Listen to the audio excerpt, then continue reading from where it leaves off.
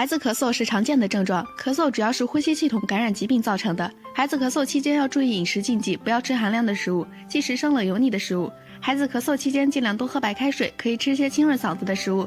那么孩子咳嗽吃哪些食物好？一、孩子咳嗽可以喝些冰糖雪梨。冰糖雪梨具有润肺止咳的作用，能缓解孩子咳嗽的症状，而且雪梨中含有丰富的维生素，可以清除自由基，可加快血液循环，并能加快人体新陈代谢，具有防治疾病的功效。患儿可以多吃一些蔬菜水果。二、白萝卜能缓解孩子咳嗽症状。白萝卜水具有清热解毒的作用，并且具有补充水分的功效，可以起到缓解咳嗽的作用，能有效改善孩子咳嗽的症状。孩子咳嗽期间必须要注意饮食护理，不吃辛辣油腻食物，否则会加重症状。